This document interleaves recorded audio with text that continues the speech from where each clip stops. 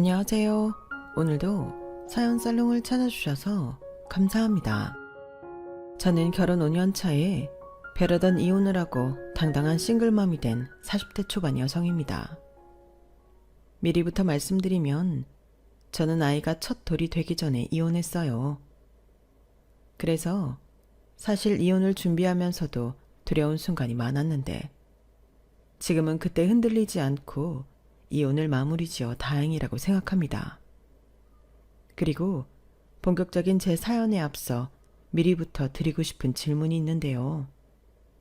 여러분은 결혼을 상대로 성향과 환경이 비슷한 쪽과 정반대인 쪽 중에 어디에 해당되세요? 아니면 어느 쪽을 골라야 잘 살 거라고 생각하시나요? 저는 결혼 전 이 고민을 참 많이 했어요. 왜냐하면 제가 사랑한 남자는 저랑 성격도 반대이고 집안 형편, 환경 등이 모두 반대였거든요. 그리고 주변 친구나 회사 동료로부터 그건 모험이지. 나중에 콩깍지 벗겨지면 그땐 어쩌려고 그래. 그래, 연애는 몰라도 결혼은 비슷한 사람끼리 해야 잘 사는 거야. 오죽하면 끼리끼리라는 말이 다 있겠어? 이런 비슷한 말들을 자주 들었는데 그때는 그런 말들에 나는 아니라고 보란듯이 잘 사는 모습을 보여주고 싶었어요. 그만큼 저는 남편을 정말 사랑했고 저희는 좀 오글거릴 수 있지만 불같이 사랑했기 때문에 이미 서로가 아니면 안 된다는 생각을 하고 있었어요. 그러니 저희 친정에서도 거의 포기하고 남편을 사위로 받아주셨는데 바로 본론의 이야기로 들어가자면 저희 친정과 시댁은 경제적으로 많이 차이가 납니다. 물론 시댁에서는 그렇지 않다고 생각하겠지만 이건 사실이에요. 사는 집, 쓰는 돈, 게다가 가치관까지 차이가 났으니 지금 생각하면 제가 어리숙한 판단으로 잘못된 결혼을 한 것 같아요. 사람이 살던 습관이 있는데 이런 제가 시댁 사람들과 적응을 한다는 것 자체가 어려운 일이었으니까요. 하지만 그에 반해 남편은 자기 집과 너무 다른 저희 집에 적응을 완벽하게 했는데 결혼 전부터 어찌나 저희 집에 드나들고 저희 부모님을 좋아하는지 제가 또 그런 모습에 홀딱 반하고 말았어요.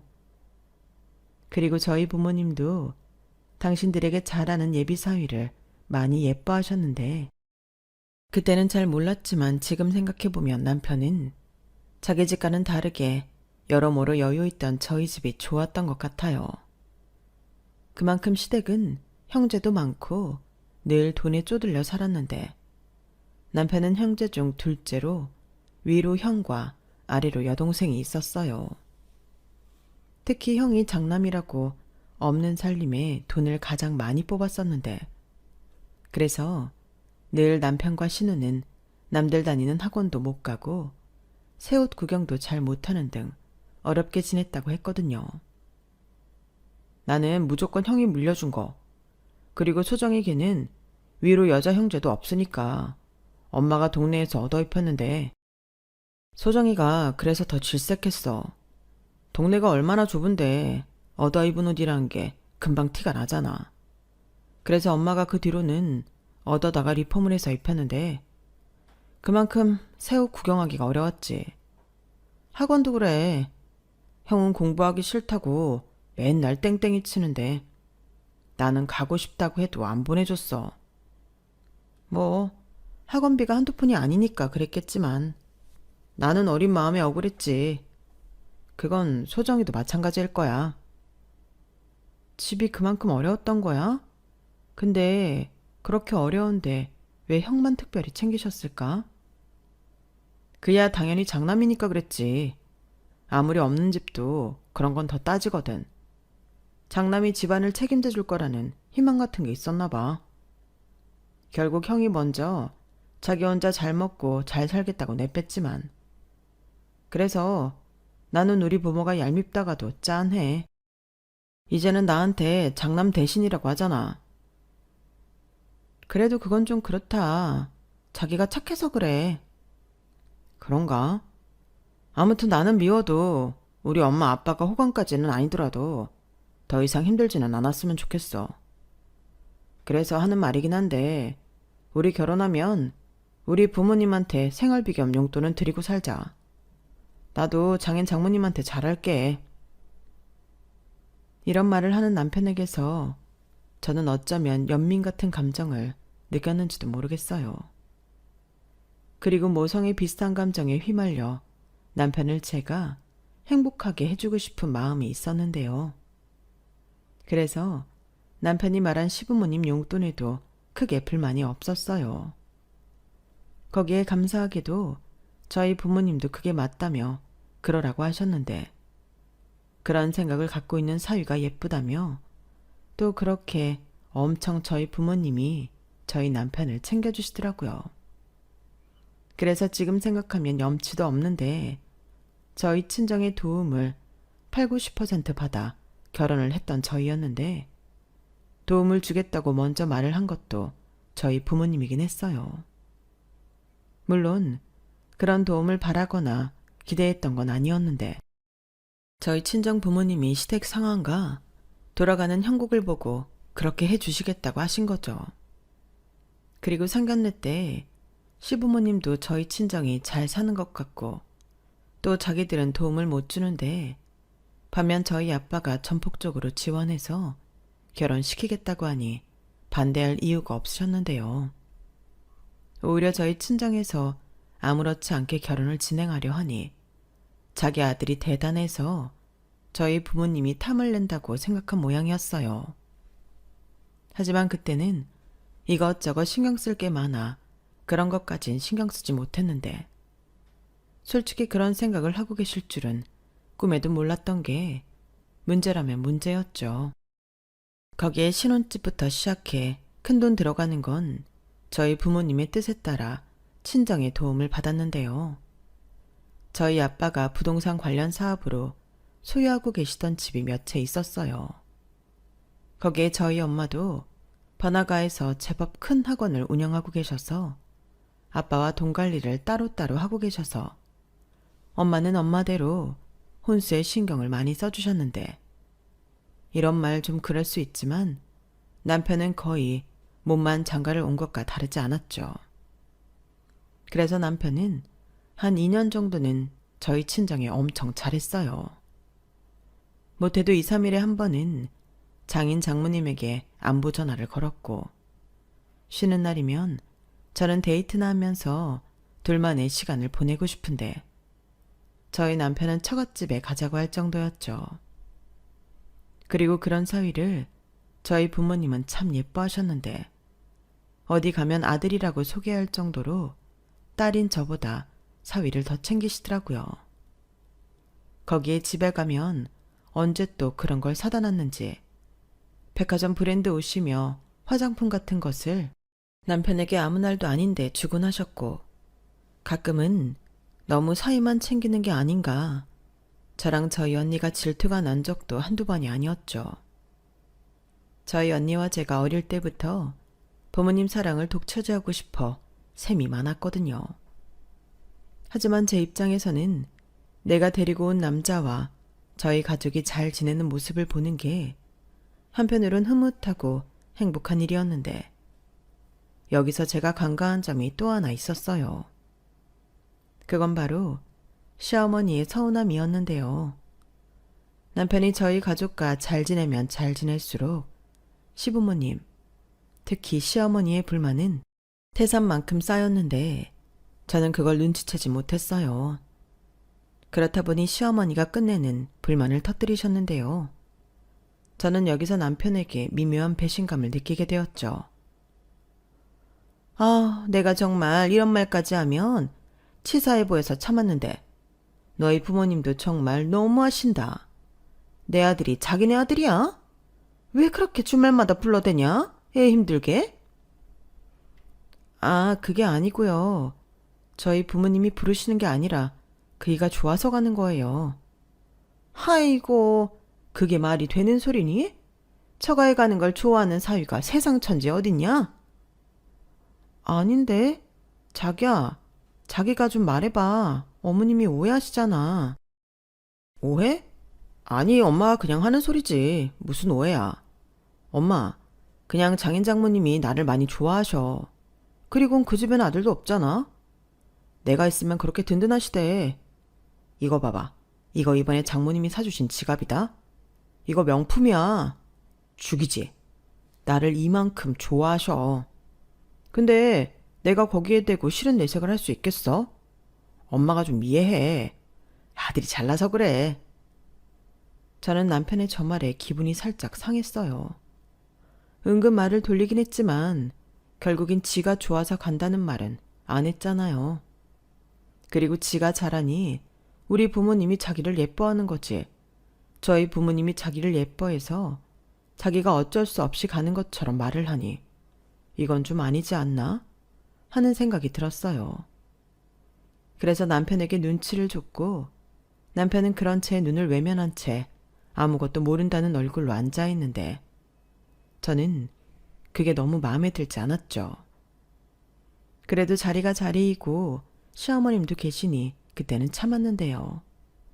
참는 것도 잠시일 뿐 따질 건 따져야 했어요.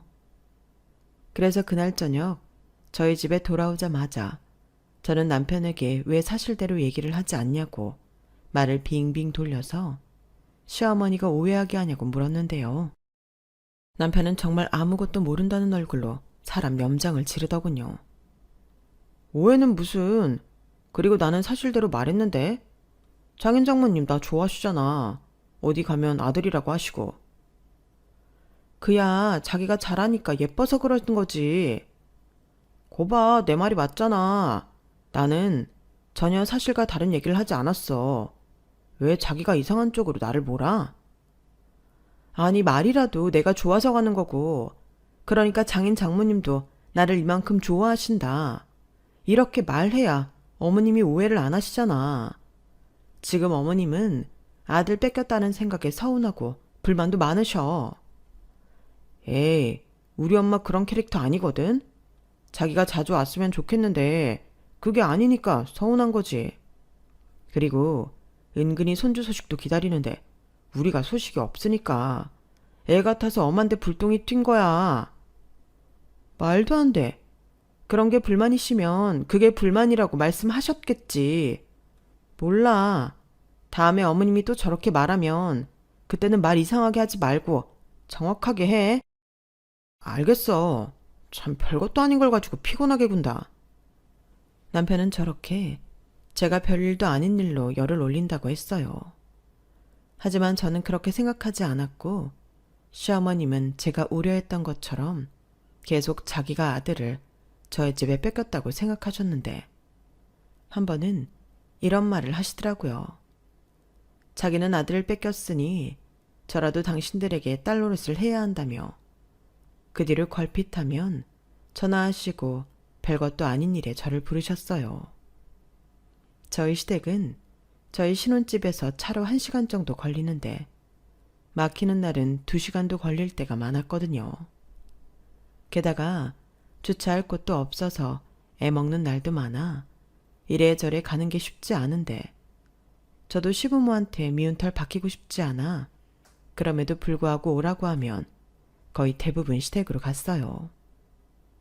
그러면 이것저것 당신 성에도 차지 않으시면서 저한테 많은 일들을 시키셨는데 그럴 때마다 꼭 하시는 말씀이 있으셨어요. 너는 도대체 네 친정에서 뭘 배워온 거냐? 손도 야무지지 못해서 어떻게 살림을 하려고 그래? 아, 가르칠 게 한두 가지가 아니네.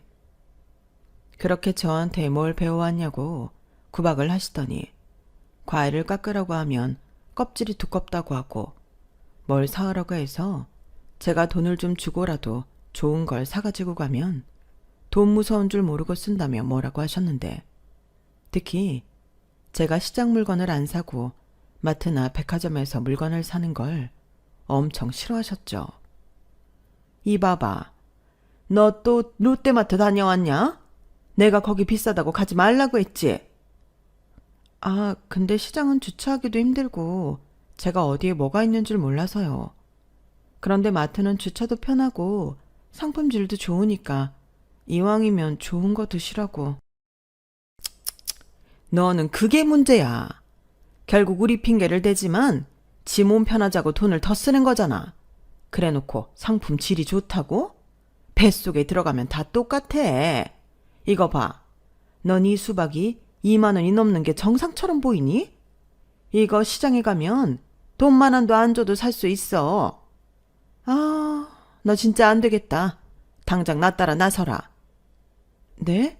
어디 가시게요? 어디 가긴 시장에 가야지. 내가 가서 하나부터 열까지 다 알려줄 테니 정신 똑바로 차려. 저는 그렇게 전할 장을 다 보고 갔는데도 시어머니 따라 시장에 가야 했어요. 그리고 거기에서 평생 느껴보지 못한 온갖 창피란 창피는 다 당했는데요. 저희 시어머니가 참 무식하게 물건값을 깎더라고요. 세상에, 저는 콩나물 1,000원어치 사면서 500원을 깎는 사람은 처음 봤어요. 그리고 물건값을 안 깎아주면 자기가 깎고 싶었던 만큼 더 달라고 목소리를 키우셨는데, 오죽하면 그 아주머니가 핏대까지 세우며 자기는 물건 안 팔면 그만이라고, 다시는 자기 가게 오지 말라고 저희 시어머니를 밀치는 모습도 봤어요. 그때는 어찌나 모르는 척 하고 싶었는지 가만히 들어보니 저희 시어머니는 그 시장에서 막무가내로 돈을 깎는 사람으로 유명하더군요. 그래서 아예 저희 시어머니를 보고 자기네 가게 오지 말라고 손짓하는 상인도 계셨는데, 이런 무서운 시장을 계속 고집하는 시어머니가 더 대단해 보였죠.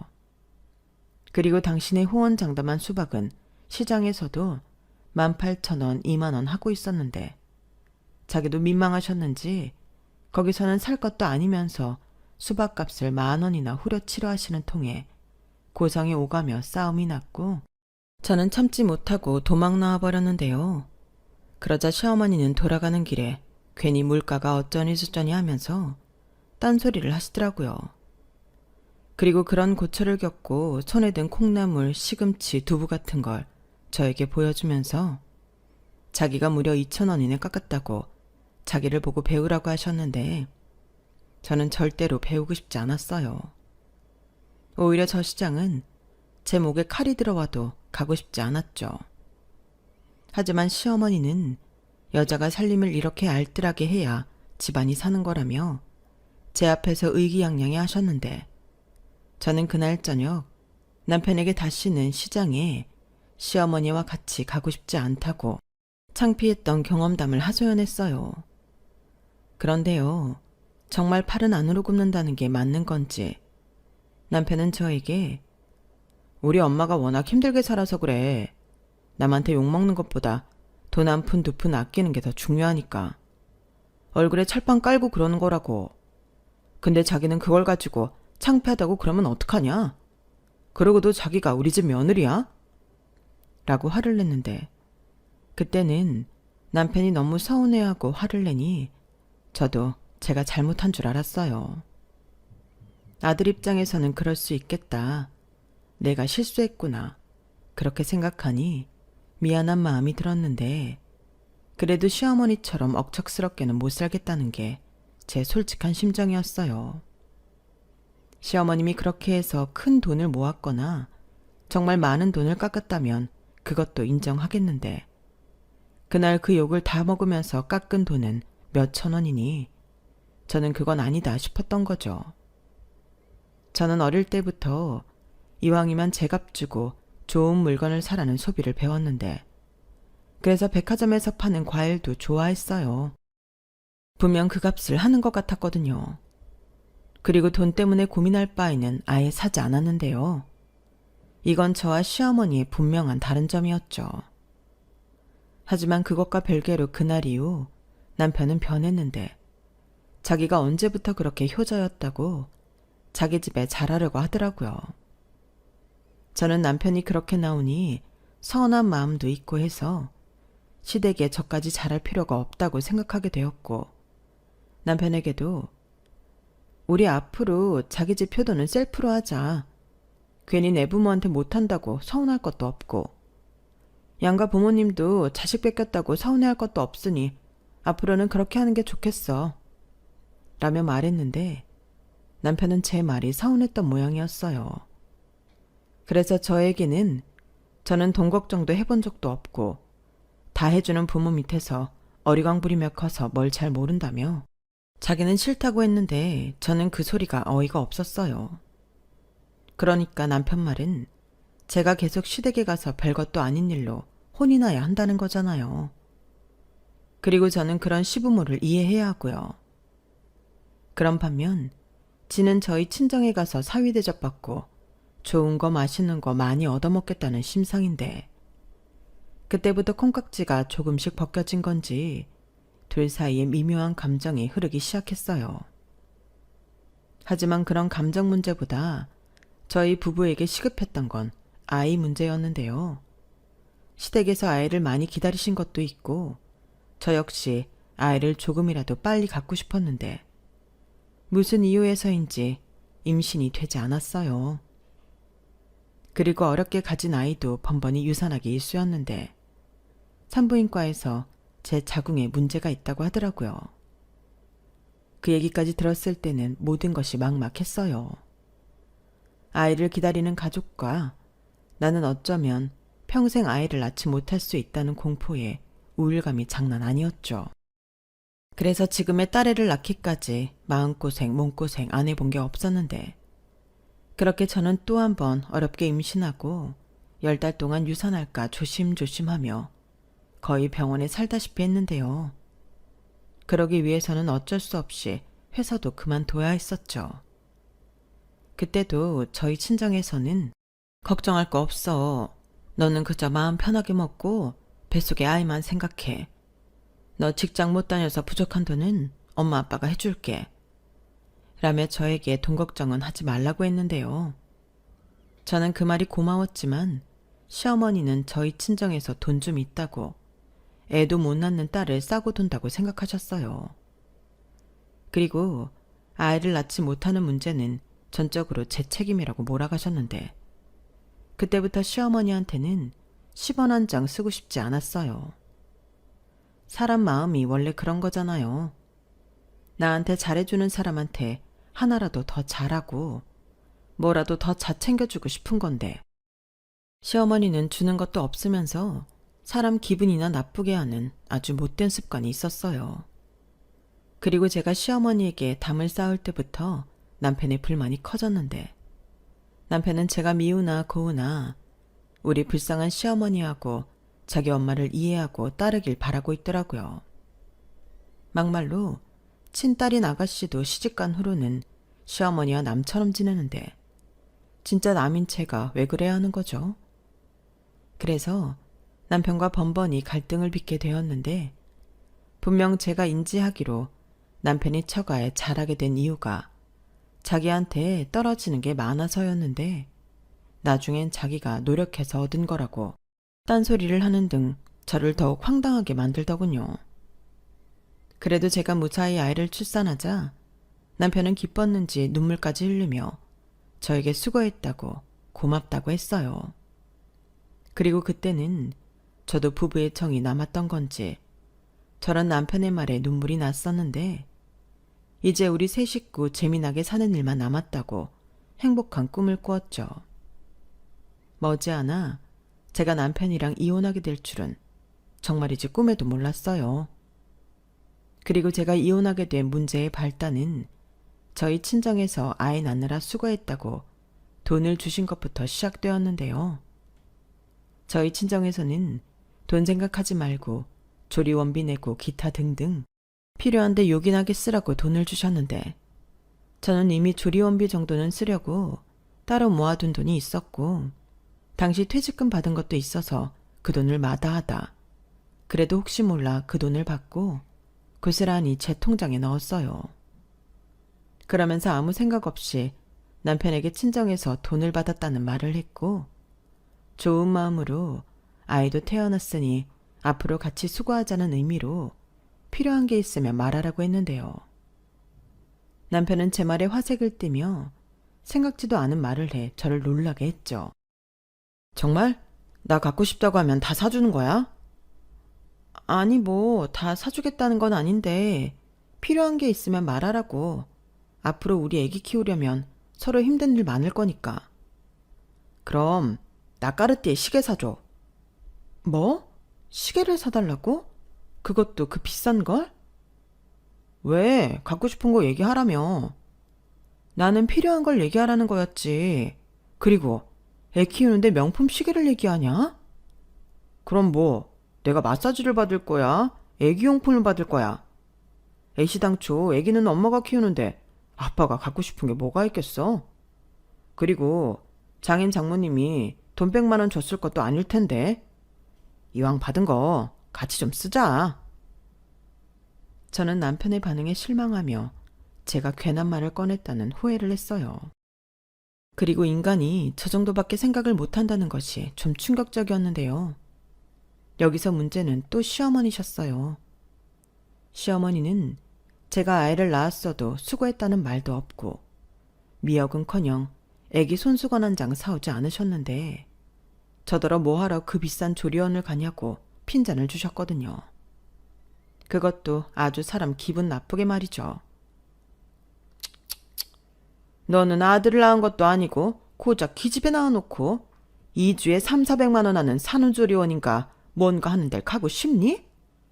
너도 염치가 없다. 그럴 돈 있으면 알뜰살뜰 모을 생각을 해야지. 이젠 직장도 때려치워서 돈 나올 구멍도 줄었는데 너는 생각이 그렇게 없니? 어머니, 그게 무슨 말씀이세요? 어머니도 여자니까 아시잖아요. 여자한테 산후조리가 얼마나 중요한지요. 그리고 고작 기집애라뇨. 요즘 세상에 아들, 딸 그런 게 뭐가 중요해요. 저는 그렇게 생각하지 않아요. 아시잖아요. 제가 얼마나 힘들게 우리 아이 지키고 나왔는지. 그러니 그런 말 저한테 하지 마시고요. 돈 얘기도 하지 말아주세요. 산후조리원비는 제가 이미 회사 그만두기 전에 마련해 놓은 제 돈이거든요. 뭐야? 너 지금 시애미한테 대드냐? 어디서 시애미한테 말을 하지 말란 소리를 해? 그리고 부부 사이에 네 돈 내 돈이 어딨어? 이제부터 애 핑계로 내 아들이 번 돈으로 먹고 놀 텐데. 그럼 너는 굶을 거냐? 좋은 말 할 때 내가 대충 미역국이나 끓여주고 그럴 테니 산후조리원 취소해라. 나한테 100만 원만 줘. 내가 최고로 잘해줄 테니. 네? 싫어요. 어머님이 무슨 산후조리를 해주신다는 거예요. 저는 무조건 산후조리원 갈 거예요. 저 챙겨주실 거 없으시니 대신 그이나 좀 챙겨주세요.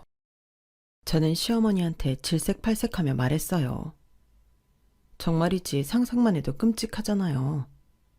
그리고 제가 계약한 산후조리원은 남편도 와서 지낼 수 있는 더블베드가 있는 넓은 곳이었는데 최근 들어 남편이 미운 집만 골라 하니 같이 있기보다 혼자 있고 싶었고 시어머니한테 남편을 부탁하면 되겠다 싶어 얘기를 했더니 남편도 시어머니랑 지내는 건 싫다고 하더군요. 어쩌면 그럴 때는 둘이 그렇게 잘 통할 수가 없었어요. 그리고 남편한테 들었는지 제가 친정에서 돈을 받았다는 사실을 시어머니가 아셨는데요. 둘 다 정확한 금액을 몰랐기에 그게 무척이나 궁금한 듯 보였어요. 하지만 저는 알려주고 싶지 않았고 실제로 남편이 물었을 때도 알 거 없다고 차단했는데 남편은 얼마 받았는지 알려주지도 않으면서 갖고 싶던 시계도 안 사준다고 애처럼 굴더군요. 그래서인지 제가 입소한 조리원에 와서도 애만 보고 저랑은 딱히 대화도 없이 집으로 돌아갔는데 그 꼬라지도 보기 싫더군요. 그래서 그때는 남편이 저를 보고 가지 않는 게 서운하지도 않았는데요. 그러면서 생각했죠. 이래서 사람들이 콩깍지가 벗겨지면 그렇게 오만정이 떨어진다고 한 거였구나. 이제 애도 태어났는데 저 싫은 꼬라지를 어떻게 보고 살지? 이런 생각을 하고 있었는데 그래도 이제 막 태어난 아이 아빠라 어쩌지는 못하겠더라고요. 그래서 이젠 꿈 같은 이야기일 수 있지만 다시 콩깍지가 쉬었으면 좋겠다고 바랬는데 제가 원래 남편의 어른스러움에 반했거든요. 뭐든 혼자 힘으로 척척 해내고 남한테 아쉬운 소리 하지 않는다는 것도 저는 너무 좋았어요. 원래 제 이상형이 아빠처럼 든든한 남자였거든요. 그에 반면 저는 어릴 때부터 끈기가 부족한 편이고 남한테 아쉬운 소리도 많이 하면서 의지도 많이 하는 성격이라 남편처럼 든든한 사람이랑 함께 있으면 저의 부족한 점이 채워질 거라고 생각했는데 남자는 결혼하면 아이가 된다는 말을 입증하듯 남편은 처가에서 이것저것 받아먹다 보니 사람이 변했고 전에는 감사함에 혹은 더 받고 싶어서 저희 부모님한테 잘하는 듯 보였지만 저희 부모님, 특히 저희 엄마가 무한정 우리 사위 하면서 맹목적으로 잘해주자 이젠 노력도 하지 않고 바라기만 하는 한심한 인간이 되어버렸는데요. 저희 언니가 결혼하고 형부가 저희 집 새 식구 되면서 그 정도는 심해졌어요. 아무래도 새 식구이고 또 큰 사위라 저희 부모님이 신경을 많이 쓰니 그걸 또 서운해 하더라고요. 그러면 지가 더 잘할 생각은 하지 않고 장인 장모님이 변했다는 등 차별한다는 등 삐쳐서는 애처럼 유치하게 굴었는데요. 거기에 더 나아가 역시 자기는 어쩔 수 없이 자기 부모밖에 없다며 찌질한 소리를 하더군요. 그런 모습을 보니 저도 남편에게 정이 뚝 떨어졌고 거기에 아이를 낳아 호르몬의 변화인지 남편에게 점점 마음의 문을 닫게 되었는데 제 눈에 비친 남편은 그저 이상한 쪽으로 욕심 많고 샘 많은 시어머니 아들로밖에는 보이지 않더군요. 그러니 이건 뭐 아이도 막 태어난 마당에 헤어질 수도 없고 이러지도 저러지도 못하자 심한 우울감이 찾아왔는데 남편이라는 놈은 저도 저희 부모님처럼 아기 낳고 이상해졌다며 타박만할 뿐 그게 자기 때문이라는 생각은 전혀 하지 않았어요.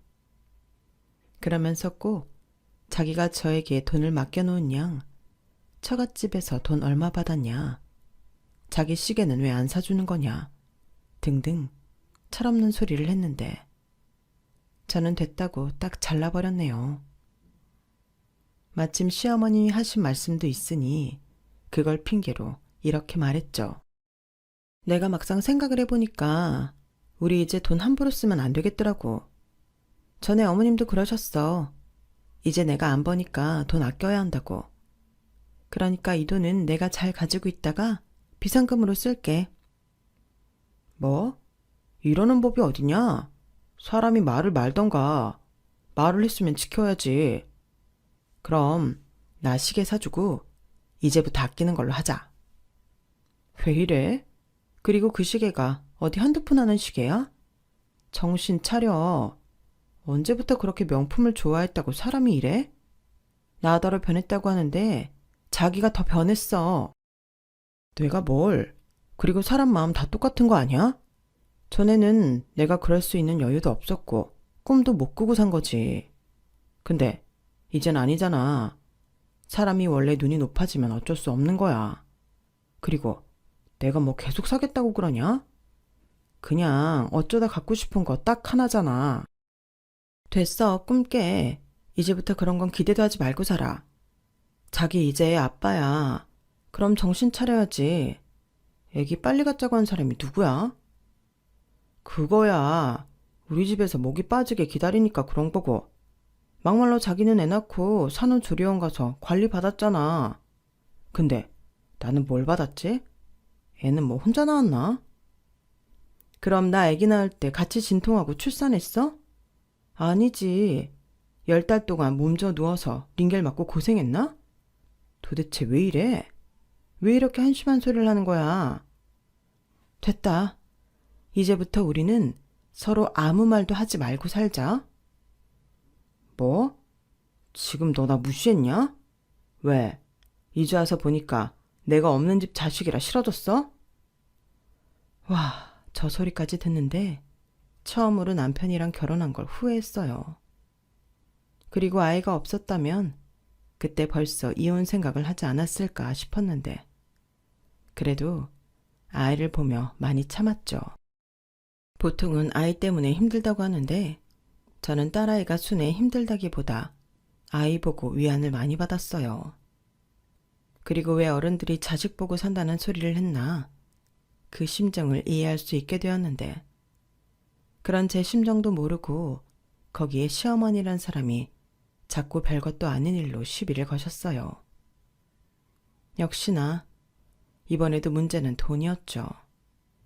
시어머니 눈에는 제가 돈도 안 벌면서 아이한테 쓰는 돈도 많고 제가 그 비싼 산후조리원에 다녀왔음에도 계속 한의원과 피부과를 다니는 등 그 모습에 불만을 느끼셨는데요. 저한테 양심도 없다며 대놓고 핀잔을 주셨어요. 아니 어떻게 된 게? 너는 허구한 날 돈 쓸 궁리만 하냐? 이 많은 애기용품 좀 봐라. 애는 금방 크는데 뭘 이렇게 사재 끼는 거야? 너는 돈이 썩어나냐? 돈이 막 너한테 빨리 좀 쓰라고 덤벼? 그리고 얼굴 보니 반딱반딱한 게 너 또 피부과 다녀왔냐? 아, 내 새끼만 죽어나네. 어머니, 무슨 말씀을 그렇게 서운하게 하세요? 저는 뭐 집에서 노나요? 그리고 저 어머니 아들 돈으로 피부과 다니는 거 아니거든요. 친정에서 주신 돈으로 다니는 거예요. 어머니가 이러실까 봐요. 그리고 저 어머니가 생각하시는 것처럼 피부 관리나 받고 돈 쓰고 싶어서 환장한 거 아니고요. 애기 낳고 피부 완전 뒤집어져서 치료받으러 다니는 거예요. 모유 수유하느라 약도 못 먹어서 늦게 낳는 걸 저더러 어쩌라고요. 그럼 모유 끊고 분유 먹어요?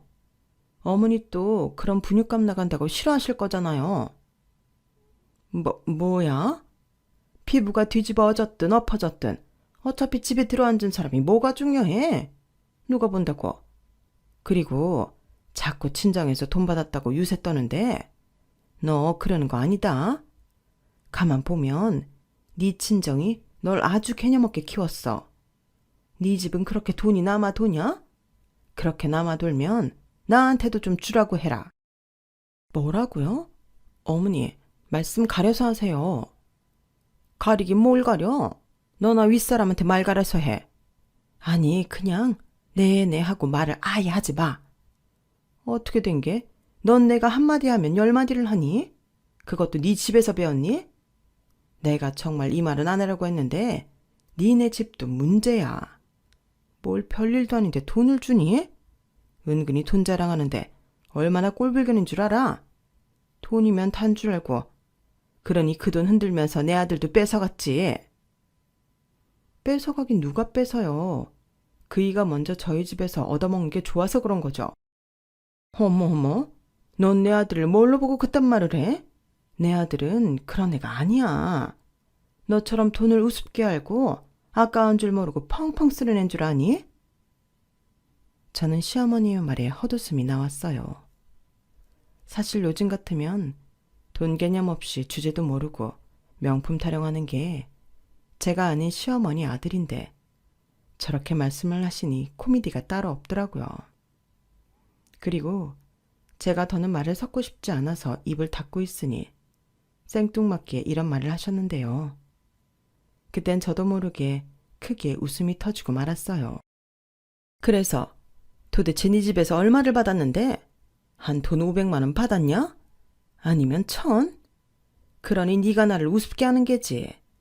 그럼 너 돈 받은 김에 나한테 좀 써라.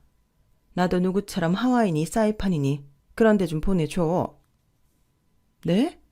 제가 왜요? 왜긴 네가 돈이 남아돌아서 헛짓거리하는 거 보기 싫어서 그렇지.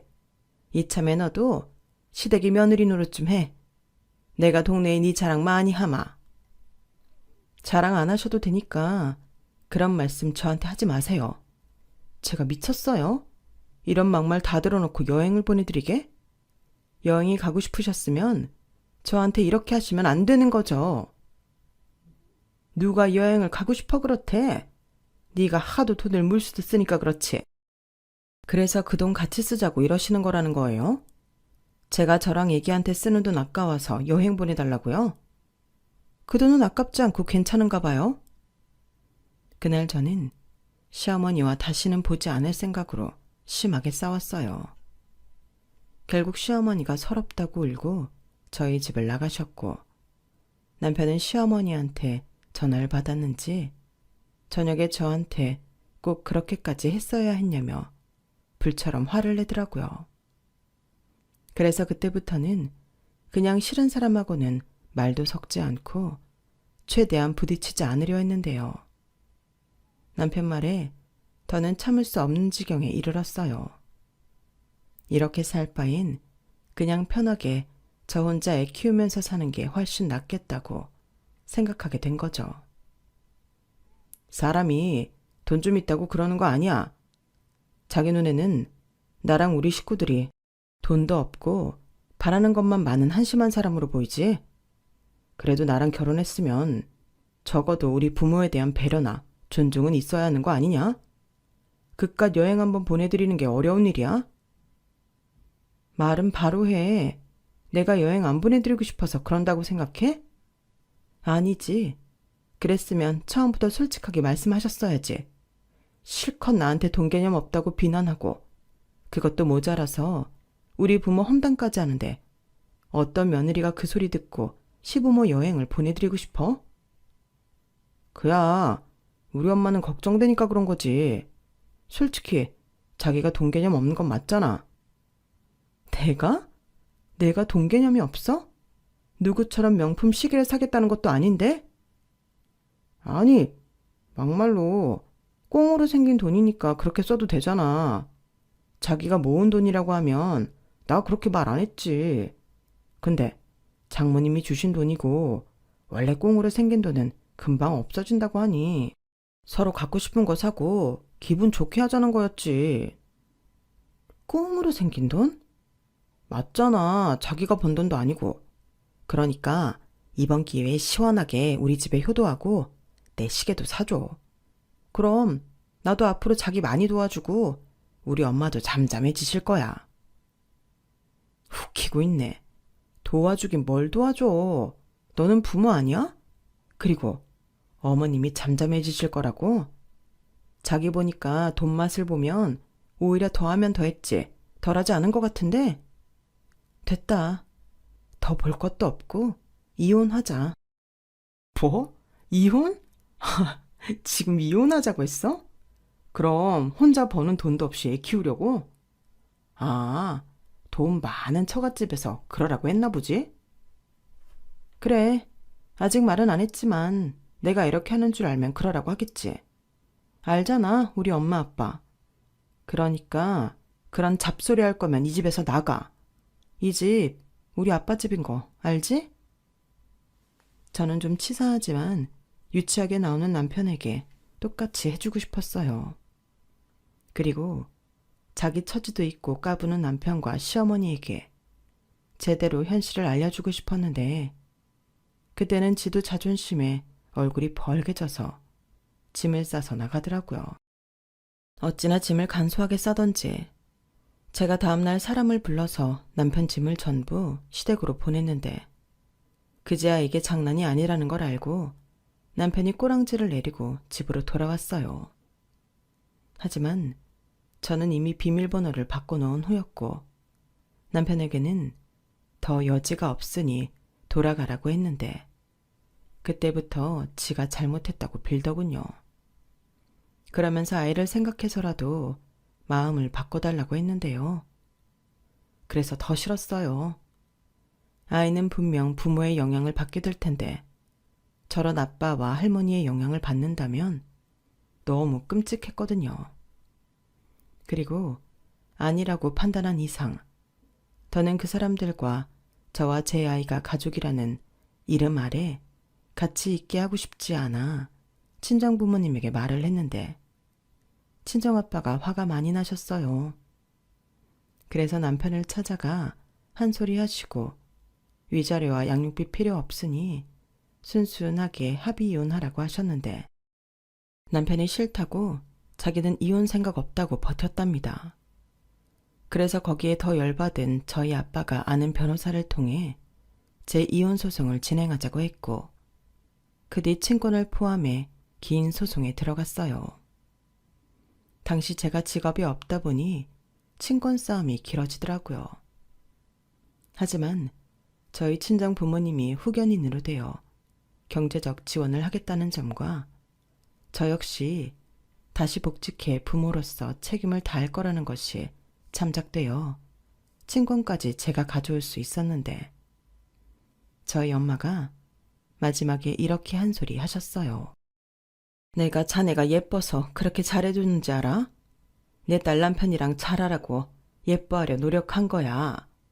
예쁘다 예쁘다 하면 예뻐질 줄 알았는데 자네는 예쁘다고 하니까 지가 진짜 이쁜 줄 알고 거만해졌는데 그때부터 사실 알아봤지.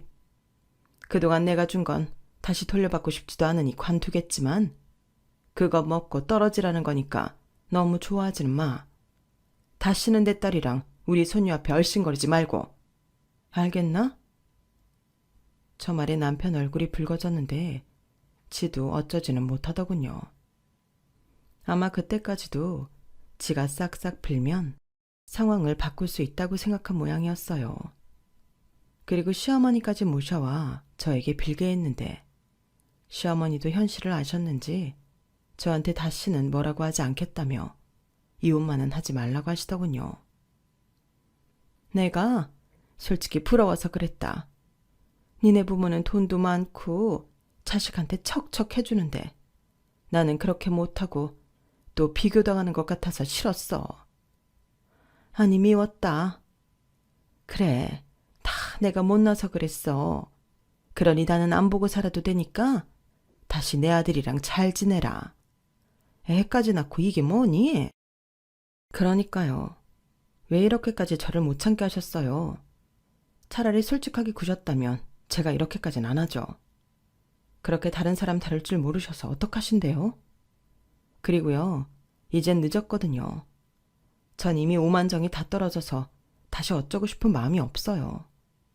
그냥 재판 결과 수긍하세요. 저는 저렇게 시원하게 하고 싶은 말 다 하고 이젠 전 남편, 전 시어머니가 있는 자리를 피했어요. 그리고 당분간은 친정에서 아이를 돌보며 상처받고 재판하느라 힘든 마음을 회복했는데요. 그때 친정부모님의 도움을 많이 받았죠. 그리고 저희 엄마는 순수하게 저 고생하지 말라고 경제적으로 도움을 준 게 오히려 독이 된 것 같다며 미안해 하시고 속상해 하셨는데 저는 그렇게 생각하지 않았어요. 물론 영향을 줄 수는 있겠지만 그때 또한 알아차리지 못하고 정신 차리지 못하는 인성이라면 이런 문제는 언제고 다른 형태로 나타날 수 있다고 생각하거든요. 그래서 저는 엄마와 다르게 아무런 미련도 아쉬움도 없는데요. 지금은 싱글맘으로 그저 저희 딸 열심히 키우는 일에만 집중하려고 합니다. 결과적으로 혼자 키우게 되긴 했지만 제가 원해서 힘들게 낳은 소중한 생명이잖아요. 그러니 저는 엄마로서 책임감을 갖고 이젠 성숙한 한 사람이자 부모로 열심히 살아갈 생각인데요. 앞으로 아이와 많은 일들이 있겠지만 딱 하나, 돈에 좌지우지하는 그런 사람으로 키우고 싶지 않아요. 분명 돈은 우리가 사는데 매우 중요한 수단이지만 돈이 곧 행복이 되면 안 된다고 생각하거든요. 그러니 제 딸은 돈과 상관없이 바른 인성을 가질 수 있도록 뿌리가 단단한 사람으로 키우고 싶은데요. 그러기 위해서라도 제가 더 단단한 사람이 되고 싶어요. 아이는 부모의 뒷모습을 보고 자란다고 하는데 이왕이면 멋있는 엄마의 뒷모습을 보여주고 싶거든요. 그리고 현재 저희 딸은 9살이고 저는 다시 직장을 다니며 바쁜 삶을 살고 있는데요. 제가 재작년에 복직에 성공해 그 후로는 친정의 금전적인 도움을 전혀 받지 않고 있어요. 물론 그렇기 때문에 경제적인 여유가 많이 있지는 않지만 오히려 하루하루가 보람있고 의미가 있어 제 스스로 만족하는 삶을 살고 있습니다. 응당 부모라면 이렇게 살아야죠. 제 자식이니 제가 번 돈으로 잘 키우고 싶거든요. 그리고 앞으로도 저희 딸과 알콩달콩 재미나게 살아가고 싶은 마음인데요.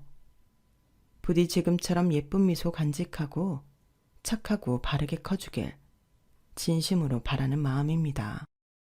제 사연은 여기까지예요. 요즘 초등학생 키우는 엄마들 고생이 많으신데 저를 포함한 대한민국의 모든 엄마들이 활짝 웃을 수 있는 그런 날이 되었으면 좋겠습니다. 그럼 지금까지 제 사연 들어주셔서 감사드리고요. 언제나 건강하고 행복하시길 진심으로 바라겠습니다. 안녕히 계세요. 여러분, 사연 댓글에 응원과 현명한 조언 부탁드려요. 좋아요와 구독은 저에게 큰 힘이 됩니다. 오늘도 좋은 일 가득하세요.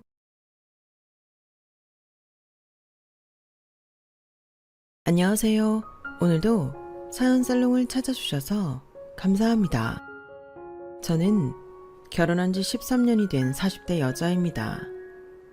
어릴 때만 해도 굳이 결혼을 왜 해야 하는지도 모르겠고 부담스럽게만 느꼈는데 20대 후반쯤 되고 영원히 저와 함께 해줄 줄로만 알았던 친구들이 하나 둘 결혼하고 가정을 꾸리면서 세상에 저 혼자만 남아버린 기분이 들더라고요.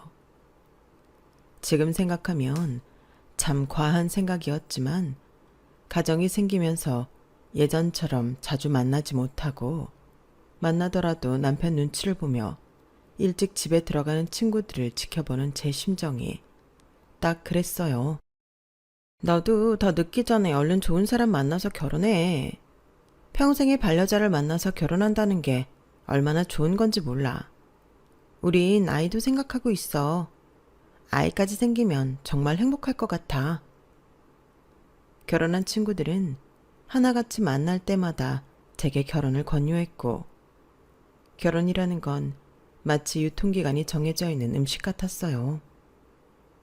시간이 지나버리면 절대 싱싱한 음식을 먹을 수 없을 것 같은 느낌이었죠. 그래서 저는 정말 더 늦기 전에 남편감을 찾아 나서야겠다는 생각을 했어요. 결혼이 하고 싶은 건 아니었지만 세상에 혼자 남은 것 같다는 기분은 꽤 끔찍해서 저도 얼른 저만의 반려자를 만나고 싶었죠. 사실 그렇게 깊이 원하거나 고민해보지 않은 채로 결혼을 하려다 보니 제게 남은 선택은 중매뿐이었어요. 친구들에게 사람을 소개받기에는 당시 제 나이가 나이인지라 괜찮은 사람은 다 결혼했다는 말만 돌아오기 일쑤였고 나이가 차니 새로운 사람을 만날 기회가 전에 비해 적다 보니 자연스럽게 괜찮은 사람을 만나는 건 더더욱 힘들어졌죠. 그래서 남은 게 어른들 주선으로 한 중매뿐이었어요. 엄마, 어디 엄마 친구 중에 좀 괜찮은 분 아들 없대요? 어머, 네가 웬일이니? 이제야 남자 만나볼 생각이 좀 생긴 거야? 네, 괜찮은 사람 있으면 저도 이제 적당히 만나보고 결혼할까 봐요. 듣던 중 반가운 소리네. 엄마는 너 처녀 귀신으로 늙어 죽을까 봐 얼마나 걱정했는지 아니? 뛸 듯이 기뻐하는 엄마를 보니 마음이 참 이상하더라고요. 사실 제가 결혼 생각이 별로 없었던 이유 중에는 엄마 때문도 있었거든요. 제가 중학생을 막 입학했을 쯤에 아빠의 외도로 인해 저희 부모님은 이혼을 했어요. 이혼하는 과정에서 엄마와 저는 상처를 많이 받았고 아빠는 불륜녀와 새로운 살림을 차리고 자식을 낳더니 저에게는 일말에 관심조차 없으셨어요. 엄마 혼자서 힘든 내색 하나 없이 꿋꿋하게 저를 키워내셨고 표현은 많이 못했지만 저는 그게 너무 감사해서 성인이 되어서도 엄마 곁을 한 번도 떠나지 않고 늘 같이 살았어요. 그래서 엄마랑 함께 살다 보니 같이 살 사람이 필요하지 않아서 딱히 결혼 생각이 없었던 것도 있고 제가 결혼을 하면 엄마가 혼자 사셔야 한다는 생각에 은연중에 걱정이 되어서 그랬던 것 같아요. 하지만 엄마께서 막상 제가 결혼할 생각이 있다고 하니 기뻐하시는 걸 보고 자식 생각하는 부모 마음은 또 다르구나 느꼈어요. 어쨌든 결혼을 하더라도 엄마와 멀리 떨어져 살 생각은 없었기에 엄마가 주선해 주시는 선자리는 학교 출석하듯이 꼬박꼬박 나갔네요. 급하게 하는 선자리인 만큼 그렇게 기준을 까다롭게 보지 않으려고 노력했지만 어느 정도 나이가 차고 세상 물정 아는 상태에서 보는 소개자리이다 보니 마음에 차는 남자를 만나기가 쉽지가 않더라고요.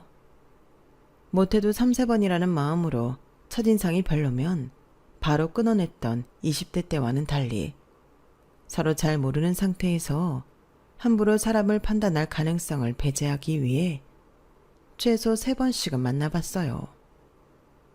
하지만 그런 식으로 몇 명을 만나다 보니 저도 금방 지치더라고요. 연이은 실망은 다시 한번 결혼을 포기하게 만들었어요. 그러다 5번째쯤 됐을까요? 이번이 정말 마지막이다 생각하고 기대 없이 나간 자리에서 남편을 만나게 됐어요. 엄마 친구의 친구의 지인 아들인데 직장도 튼튼하고 사람도 그렇게 괜찮았다네요. 그래요? 나이는 어떻게 되는데요? 너보다 6살 많으니까 30대 후반쯤 됐겠다. 나이는 좀 많긴 한데 뭐 어떠니? 사람만 좋으면 됐지. 좋은 사람인 거 맞아요? 얘는? 그럼 엄마 아는 사람이 알아봐준 사람인데 설마 이상한 사람이겠어? 엄마, 제가 살아보니 느끼는 건데요. 여자들이 괜찮은 남자는 다들 어떻게 그리 잘 알아보는 건지 다 이미 결혼하고 없더라고요. 알고 보니 저는 정말 몇 안 남은 사람 중에서 골라야 하는 거였어요. 친구들이 그래서 빨리 좋은 사람 찾아보라고 했던 건가 싶고. 보통 그 나이까지 결혼 안 하고 있었으면 다 이유가 있어서던데.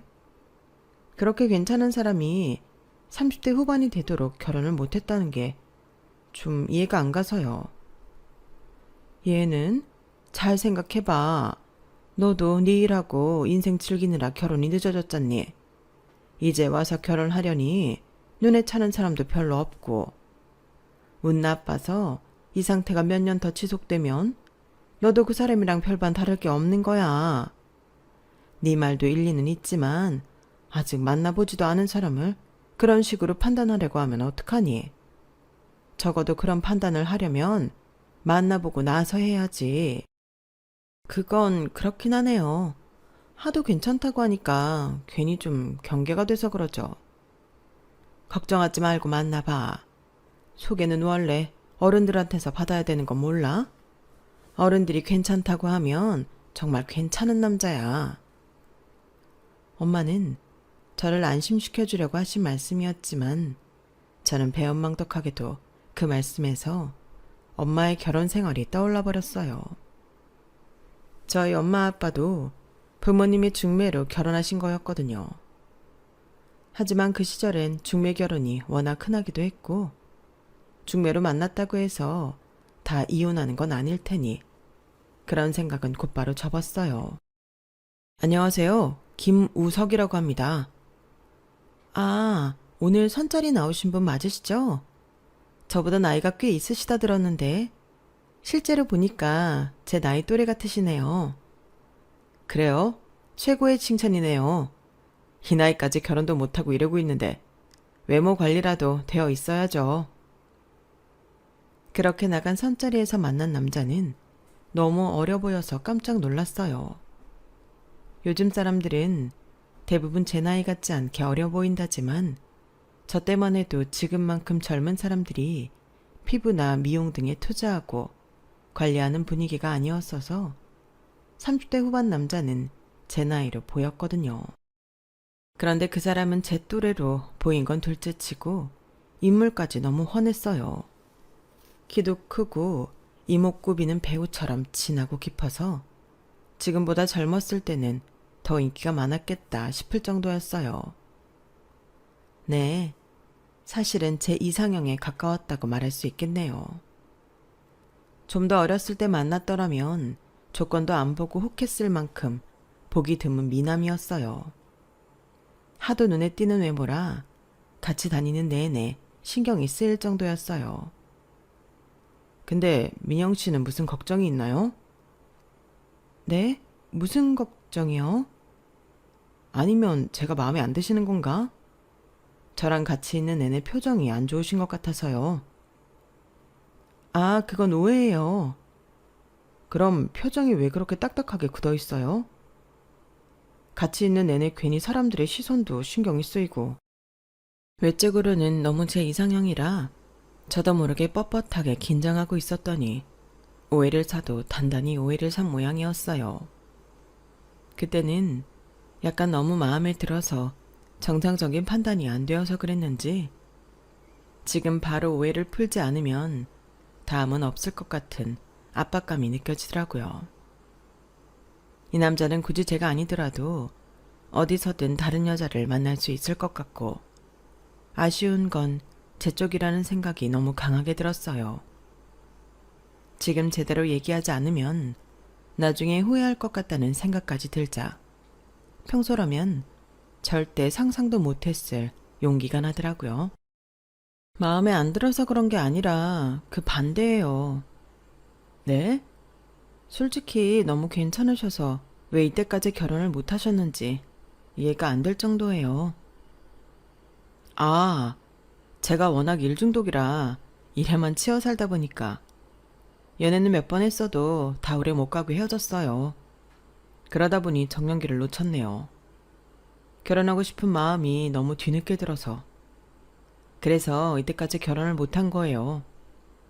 너무 이 나이까지 연애 하나 못하고 이렇게 선짜리나 나오니까 좀 불안하시죠?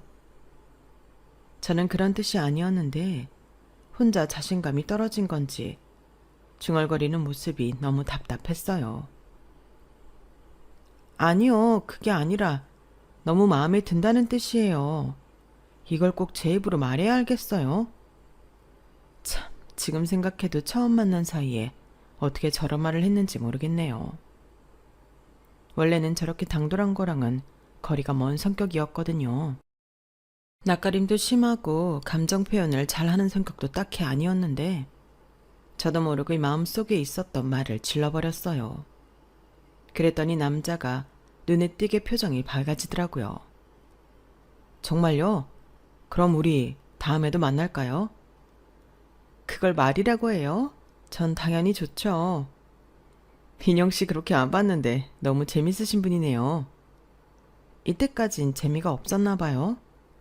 그게 아니라 더 친해지면 더 재밌을 것 같다는 뜻이죠.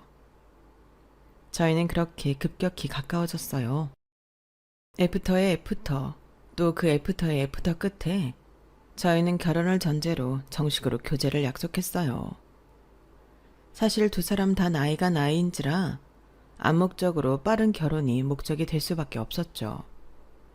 그래도 결혼을 하면 평생이 반려자가 되는 거니 너무 급하게 서두르지 않으려고 노력을 했는데도 따지고 보니 저희의 연애 기간은 반년밖에 되지 않더라고요. 늦게 붙은 불이 무섭다고 그때는 둘 다 세기의 사랑을 하고 있어서 연애 기간이 그렇게 짧은 줄도 미처 모르고 있었네요. 연애를 시작한 지 한 달 만에 서로 결혼 이야기가 오갔으니 말 다 한 거죠. 그땐 정말 제가 연애도 잘 안 하고 결혼 정년기도 약간 놓쳤던 게 다 이 사람을 만나기 위한 일이라고 느껴졌을 정도로 남편에게 진심이었어요. 대기업에 다니는 키 크고 잘생기고 예의 바른 남자라니. 말로만 나열해도 너무 비현실적인 남자 아닌가요? 나이 차이가 좀 나긴 해도 그런 건 아무런 흠도 되지 않을 정도로 관리도 잘 되어 있었으니 결혼식장에서 남편을 보고 친구들이 하나같이 부러워하는 것도 당연했어요.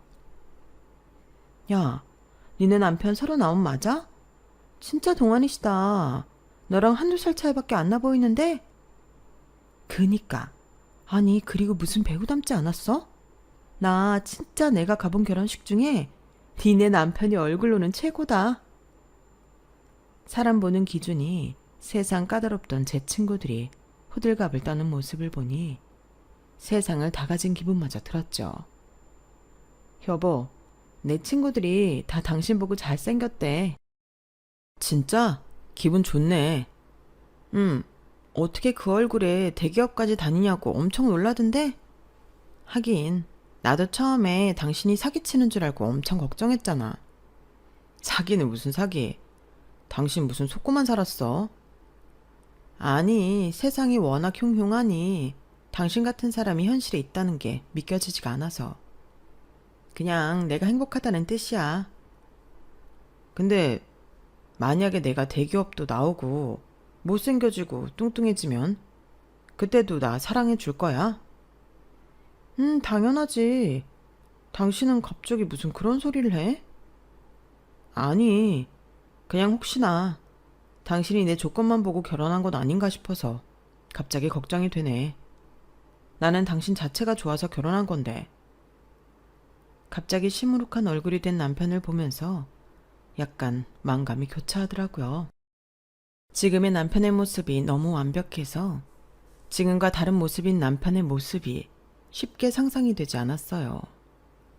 그래도 확실한 건 지금 이렇게 절 행복하게 만들어준 사람이고 만나는 내내 너무 좋았던 사람이니 모습은 좀 달라져도 사랑할 수 있겠다는 생각이 들었죠. 조건만 거고 결혼한 거면 이렇게까지 안 좋아했지. 당신이 다 잃어도 나는 당신 사랑할 거야. 검은 머리 팥불이 될 때까지 우리 결혼식 때 약속한 것처럼. 진짜지? 나 그럼 안심한다. 그래, 괜한 불안감 갖지 마. 그때 남편과 나눴던 대화는 한참이 지나도 머릿속에 선명히 남아 있었어요. 항상 어른스럽고 남자답던 남편이 처음으로 어린애처럼 불안해하고 투정 부리듯 이야기한 거였거든요. 남편과 연애하면서 한 번도 본 적 없던 모습이라 의아하면서도 신기했던 것 같아요. 그런데 한참이 지나서야 알았죠. 그게 바로 은연중에 드러난 남편의 진짜 모습이었다는 걸요. 여보, 나 임신했어. 뭐? 정말? 임신이 진짜 돼? 진짜 되지. 그럼 가짜로 되겠어? 결혼한 후 제가 30대이다 보니 아이를 빨리 가져야겠다는 생각이 앞섰어요. 남편도 그 의견에 동하는 쪽이어서 함께 노력을 했지만 7개월이 지나도록 소식이 없었죠. 그러다 겨우 임신 테스트기에 뜬 2주를 보고 저는 정말 날아갈 때 기뻤어요. 7개월이란 시간이 짧다면 짧겠지만 저에게는 정말 긴 시간이었거든요. 이대로 아이가 안 생겨서 못 낳으면 어쩌지? 아이 없이도 행복하게 살 수 있나? 그런 불안감들 때문에 정말 하루가 한 달같이 느껴졌어요. 그런데 임신 테스트기에 뜬 2주를 본 순간 그제서야 멈춰있던 제 시간이 다시 흐르는 것 같은 기분이 들었거든요. 힘든 노력 끝에 임신해보신 분들이라면 제 말뜻이 뭔지 아실 거예요. 남편이 집에 들어올 때까지 그걸 붙잡고 한참을 울기까지 했어요. 이걸 보면 남편이 얼마나 좋아할까 그런 생각을 하니 눈물이 절로 났거든요. 그런데 남편의 반응은 생각과는 달리 얼떨떨했어요. 그 반응을 보니 감격스러웠던 마음이 순식간에 가라앉더라고요. 제 냉담한 얼굴을 본 남편이 그제서야 분위기를 눈치챘는지 차가워진 분위기를 수습하려고 하더군요. 아니, 내 말은 하도 소식이 없어서 안 된 줄 알고 포기하고 있었거든. 그래서 안 믿겨서 그런 거야. 그래, 너무 좋아서 그래서 굳은 거야. 정말이야? 그래, 그렇다니까. 내가 안 좋아할 이유가 어딨겠어. 그동안 그렇게 당신이랑 노력해왔는데. 그건 그렇지. 남편이 서둘러 한 해명은 어딘가 기분이 찜찜했어요. 하지만 거기서 더 캐 묻기엔 이상한 상황이고 아이를 원치 않았더라면 처음부터 얘기를 했을 것 같아서 그렇게 넘어갔죠. 그런데 그날 일로 내심 저도 상처를 받은 건지 임신으로 인해 전보다 몸도 마음도 쉽게 지치고 힘들어져도 남편에게 내색을 잘 안 하게 되더라고요. 임신이라는 게 남편에게 짐이라는 인식을 주고 싶지 않았던 것 같아요. 혹시나 태어날 아이가 남편에게 힘든 존재라는 인식을 주고 싶지 않았어요. 그래서 쉽지는 않았지만 힘들 때마다 이건 호르몬의 영향이라면서 마음을 늘 찾아보려고 노력을 했죠. 저도 사람인지라 결과적으로 잘 되었는지는 모르겠지만요. 어쨌든 그렇게 우여곡절 끝에 저희는 딸을 낳았어요. 여보, 나 너무 행복하다. 우리 지혜 너무 예쁘지 않아? 그러게, 어쩜 이렇게 조그맣고 사랑스럽지? 신기하다. 걱정했던 것과는 달리 그래도 막상 태어나니 자기 새끼라고 남편도 딸에게 관심이 많더라고요. 저 역시 정말 아이를 안 낳았으면 어쨌을 뻔했지 싶을 정도로 딸이 태어나서 너무 행복했어요. 바라만 보고 있어도 행복하다는 게 무슨 뜻인지 알겠더라고요. 정말 오바 조금 더 보태면 제 인생이 딸이 태어나기 전과 태어난 후로 나뉘는 것 같았어요. 이 작은 아이를 위해서라면 정말 뭐든 해줄 수 있을 것 같은 기분이었어요. 그런데 여보, 진짜 이상하지 않아? 지혜가 태어나기 전에는 세상에 당신이랑 나랑 둘밖에 없는 기분이었는데 지혜가 태어나니까 온 세상이 지혜로 보여.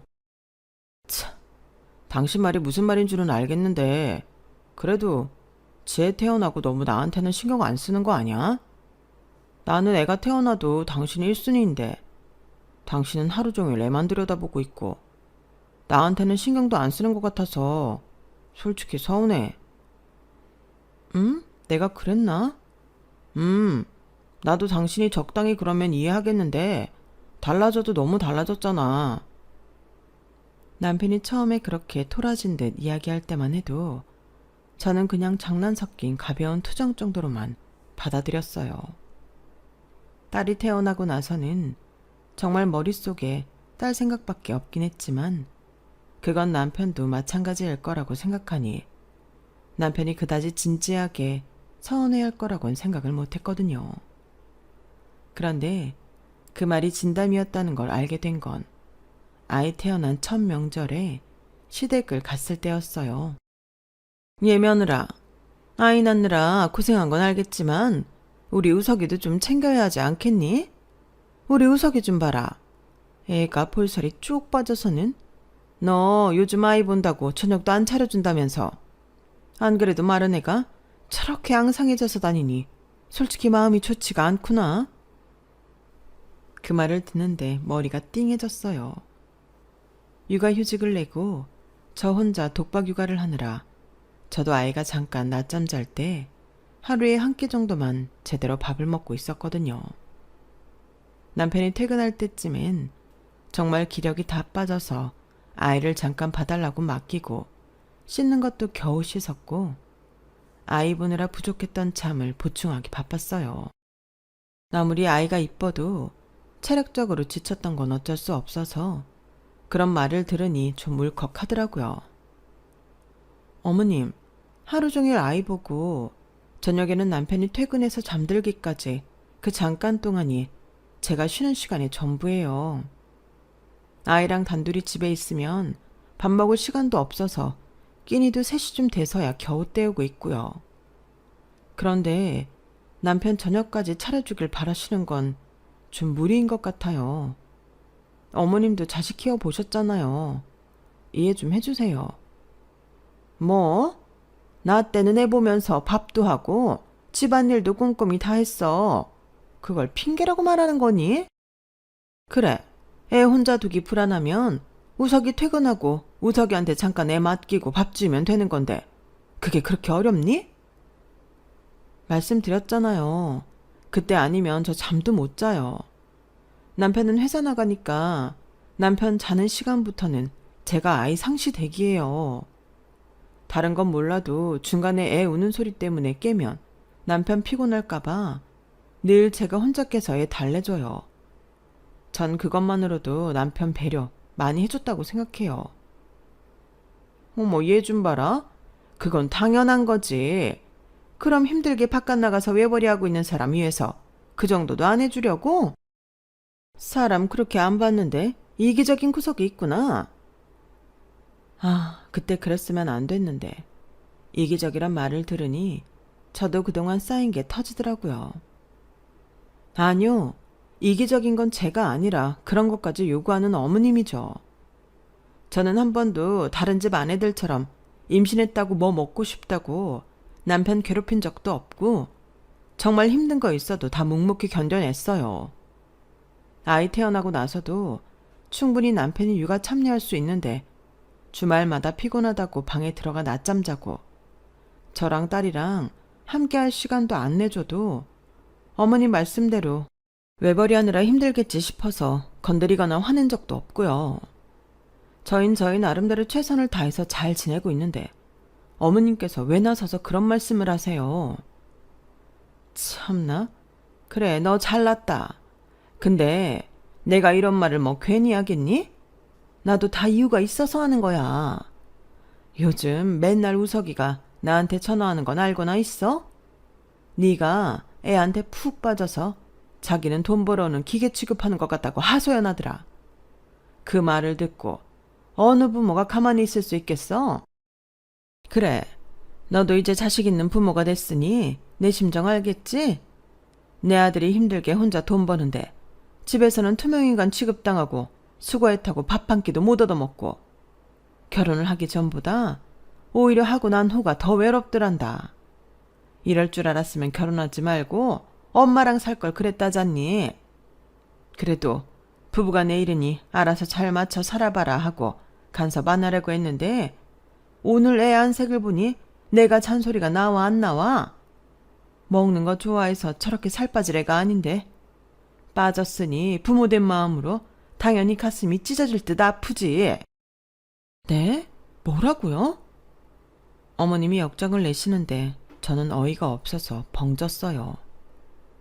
요새 남편이 퇴근하면 거의 바통 터치하듯 애를 맡기고 잠들어 버려서 대화가 확연히 줄어든 건 사실이었어요.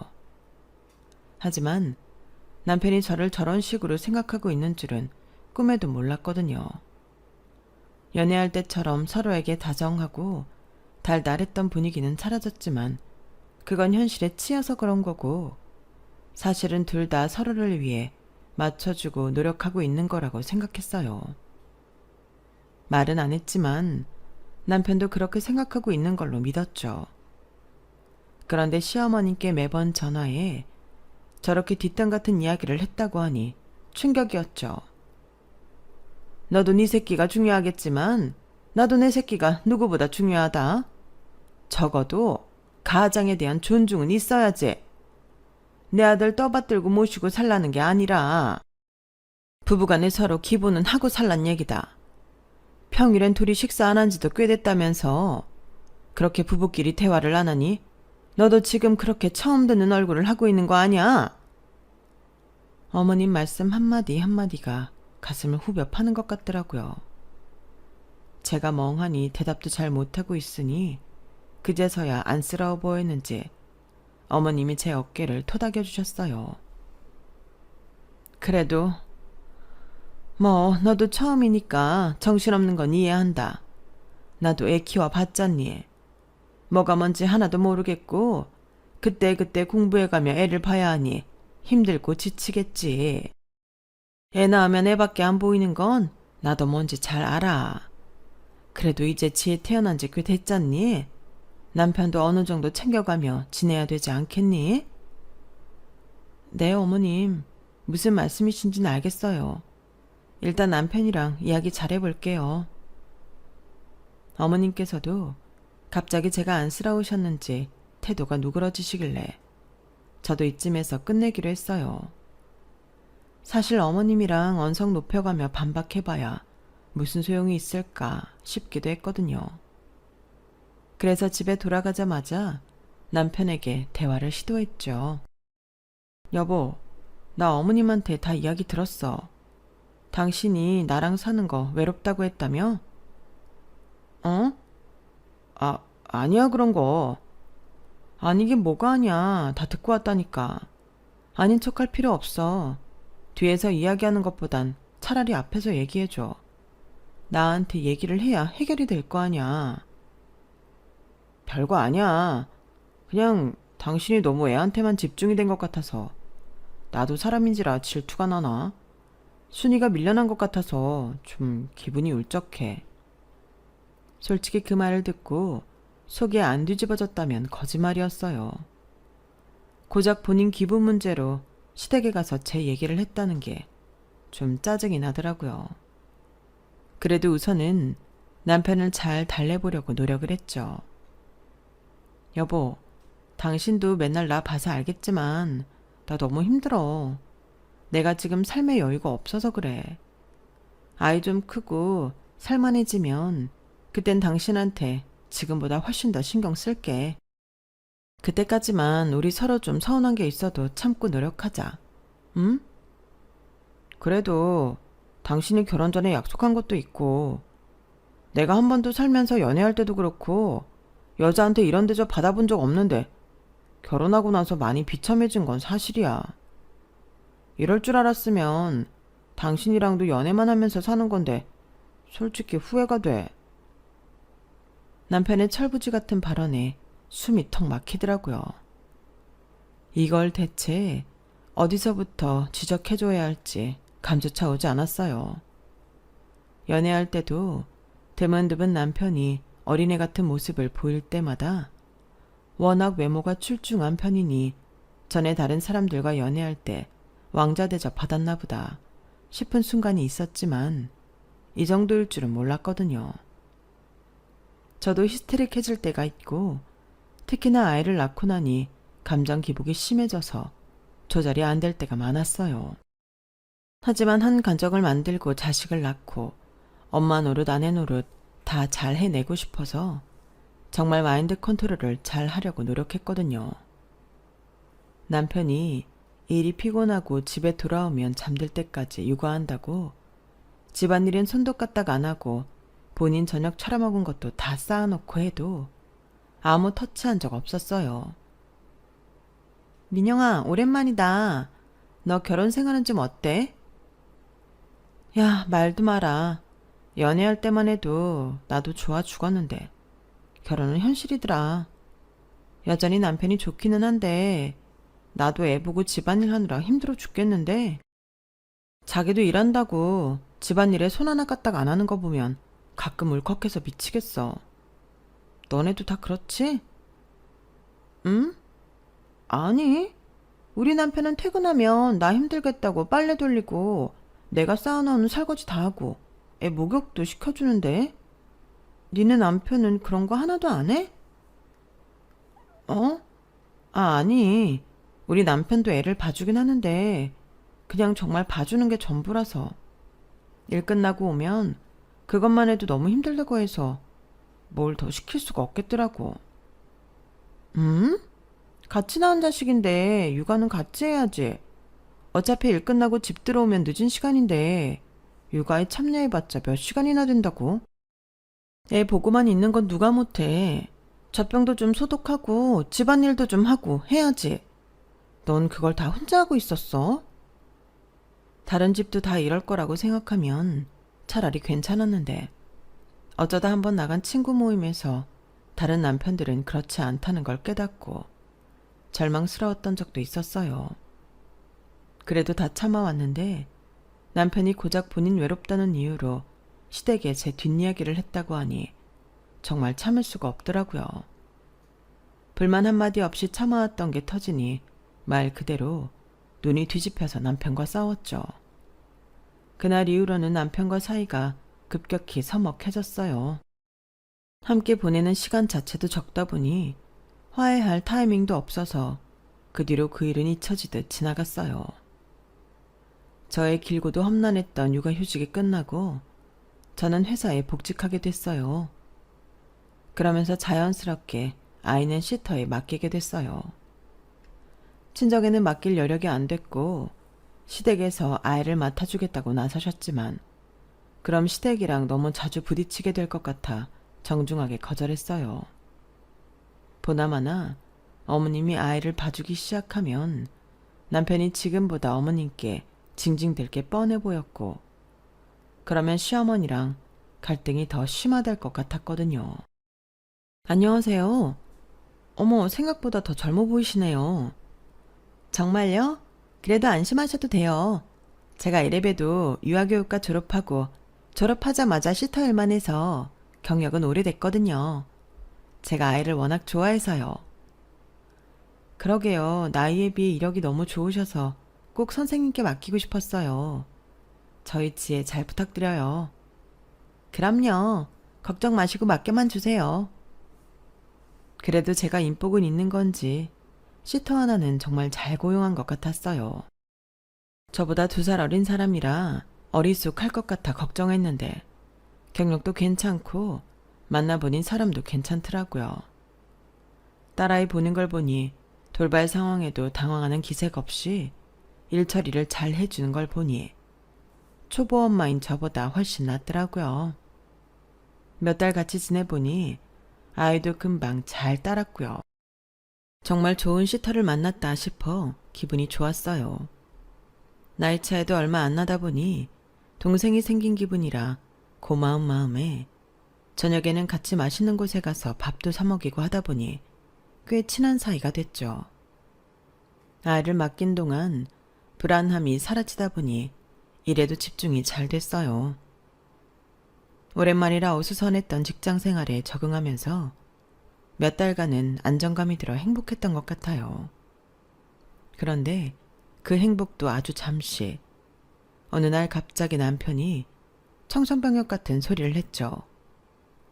여보, 나 일 때려쳤어. 뭐라고? 갑자기 왜? 아, 짜증나게 사내 정체질을 해도 너무하잖아. 나도 버틸 만큼 버텼어. 내가 아는 걸 했대고 뒤집어 씌우는 회사에 내가 어떻게 다녀. 어차피 지금은 당신도 회사 다니고 있고 그냥 때려쳤어. 아니, 나한테 상의 한마디 없이 그렇게 갑자기 때려치면 어떡해. 아직 사직서 수리된 건 아니지? 당장 취소해달라 그래. 뭐? 당신은 내 얘긴 제대로 들어보지도 않고 무슨 취소부터 하래. 너무한 건 아니야? 아니, 너무한 건 당신이지. 난 마음의 준비도 안 됐는데 그렇게 힘들다고 갑자기 때려치면 어떡해. 앞으로 우리 지혜 잘 키우려면 들어가는 돈이 장난 아닐 텐데. 잘리는 거면 어쩔 수 없지만 제발로 나오는 건 좀 그렇잖아. 당신 언제는 내 조건 보고 결혼한 거 아니라더니 결국 대기업 다니는 내가 좋아서 결혼한 거구나. 뭐? 거기서 그 얘기가 왜 나와? 난 현실적인 얘기를 하는 거잖아. 아니지. 난 당신을 테스트해보고 싶은 마음도 있었어. 근데 아주 보란 듯이 탈락을 하네. 그게 당신 진심이었던 거잖아. 도대체 무슨 소리를 하는 거야? 당신 애정결핍 있어? 아니, 있어도 그렇지. 무슨 이런 상황에서까지 그런 소리를 해? 난 당장 우리 애 어떻게 키울지 그저 걱정부터 드는데. 당신이 벌잖아. 뭐가 문제야? 내가 지금 물푼으로 살겠다는 것도 아니고 나도 곧 다시 돈 벌 거야. 그래. 이직할 거면 이직할 때 구해놓고 나오지. 그렇게 무작정 때려치니까 좀 당황스럽네. 아무튼 남은 한 달간 이직할 곳 잘 찾아봐. 이직은 아니고 나 대리운전 하려고. 뭐? 멀쩡한 회사를 다니지. 갑자기 왜? 그냥 내가 하는 일이 내 길이 아닌 것 같아. 최고의 기업에 왔는데도 분위기가 이따윈데 다른 데 간다고 뭐 다르겠어? 그냥 다른 일 찾아보려고. 그래서 찾아본 게 대리운전이야? 운전기사가 되겠다는 것도 아니고? 그건 차차 생각해 봐야지. 당신이 차차 생각해 보는 동안 나 혼자 보려고? 언제까지 차차 생각해 볼 건데? 아니, 왜 이렇게 조급해? 내가 당신 등골이라도 빼먹을까봐 겁나? 됐어. 나는 내가 모은 돈으로 생활할 테니까 걱정하지 마. 남편은 또 단순히 제가 본인 새 출발을 응원해주지 않는다는 이유로 삐쳐서 제게 말도 걸지 않았어요. 남편이 저보다 벌이가 컸다 보니 갑자기 저 혼자서 벌 생각하니 막막하더군요. 하지만 남편과 싸워봤자 벽에 대고 얘기하는 기분이라 그냥 싸움을 피하기로 했어요. 그래서 최대한 일에 몰두했죠. 전쟁처럼 일을 하다 와서 딸을 보면 딸 때문에 다 죽어가던 정신이 돌아오는 것 같고 다음날 다시 전쟁터로 뛰어드는 일의 반복 같았어요. 그러다 보니 남편이 어디서 뭐 하는지 신경을 전혀 못 쓰겠더라고요. 대리운전 일을 한다더니 제가 퇴근하면 그제서야 밖에 나가더라고요. 일이 그때부터 들어온다면서요. 그래서 퇴근하고 아이와 시간을 보내는 것도 다 제 몫이 됐어요. 그래도 아주 어릴 때랑은 달라서 좀 살 것 같더라고요. 그런데 어느 날 아이가 이상한 소리를 하는 거예요. 엄마, 근데 왜 나는 엄마가 둘이에요? 응? 그게 무슨 소리야, 지혜야? 아빠가 지혜는 엄마가 둘이라서 좋겠다고 했어요. 지혜 키워주는 엄마랑 돈 벌어다 주는 엄마 둘이나 있다고요. 나한테는 엄마밖에 없는데 선생님도 지혜 돌봐주니까 엄마래요. 이게 대체 무슨 말 같지도 않은 소린지. 머리끝까지 화가 나서 뭐라 했더니 남편이 하는 말은 더 가관이었어요. 키워준 은혜라는 것도 있는데 선생님을 남처럼 대하면 되겠어? 솔직히 당신이나 나나 지혜 돌봐? 지혜 제일 많이 보는 건 시터 선생님이잖아. 아직 가치관도 없이 한참 자라는 애한테 그렇게 부모 개념을 혼동시키면 어떡해? 나는 뭐 애 안 보고 싶어서 안 봐? 이제 와서 육아만 하고 싶다 한들 당신도 이렇게 백수같이 사는데 그게 되겠어? 왜 가만히 있지 못할 망정 내 속을 들쑤셔? 정말 딴 건 몰라도 애한테 엄마를 헷갈리게 했다는 건 참을 수가 없어 폭발했어요. 그날은 딸에게 미안하지만 정말 큰 싸움을 했고 남편은 말도 없이 집을 나가버렸어요. 그때부터였어요. 그 뒤 크고 작은 부부싸움이 일어날 때마다 남편은 습관처럼 집을 나가버리더라고요. 처음에는 자존심 때문에 저도 아는 척을 안 했지만 가출이 잦아지니 더 이상 모른 척할 수만은 없었죠. 당신 도대체 싸울 때마다 어딜 그렇게 가는 거야? 시댁에 전화해도 모른다고 하던데. 아무리 화가 나도 어디 있는지 말은 제대로 해줘야 할 거 아냐. 당신 찾아올까봐 무서워서 말 못해. 그리고 싸움마당에 내가 그걸 왜 보고해야 하는데? 잘난 마누라 무서워서 내가 살겠냐고. 아, 짜증나. 나도 혼자 있을 시간이 필요하니까 방해하지 말라고. 뭐?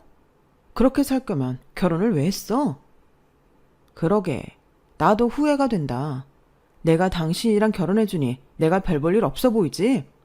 당신이나 날 무시하지. 난 어디 가나 인기 많았어. 알아?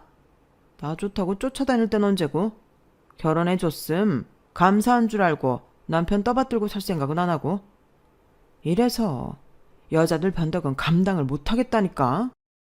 도대체 절 만나기 전에 어떤 인생을 살아온 건지 도저히 남편의 왕자병은 나이가 들어도 식을 줄을 몰랐어요. 하지만 그런 나르시스트 같은 모습 때문에 한편으론 불안하더라고요. 가출을 밥 먹듯이 하는 걸 보니 언젠가 가정을 버리고도 남을 놈 같았어요. 그 와중에도 가정이 깨질 걱정부터 하는 제가 너무 싫었지만 아이까지 낳은 마당에 혼자 아이를 키울 각오도 아이를 저 인간에게 맡길 생각은 더더욱 없어서 미치겠더라고요. 매일 지지고 볶고 싸우더라도 가정은 유지를 하고 싶었어요. 그게 비록 어리석은 생각일지라도요. 그래서 하루는 나를 잡고 남편이 가출을 한 날 몰래 남편 뒤를 밟았어요. 솔직히 전 남편이 갈 만한 곳이라곤 시댁밖에 없다고 생각했거든요. 걸어서도 충분히 갈 수 있는 옆 동네였거든요.